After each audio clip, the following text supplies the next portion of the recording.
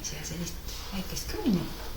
Me rääkisime enne, et on vaja vereanalüüsi võtta ja paneme siia sellist kreemikest peale.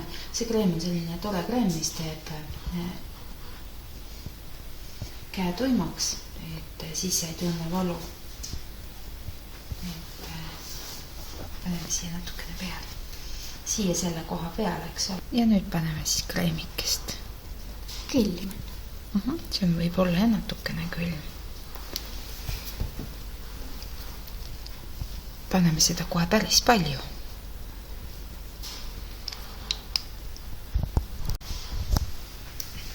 Ja siis paneme sellise toreda plaastri peale. Selline alguses on natuke aknaga. Kõigepealt on kõik natukene peidus. Ja siis on selline Oi, tüli. Ja nüüd on selline aken siin. Ja võtame selle aknaga küljest ära. Nii, hoopisti.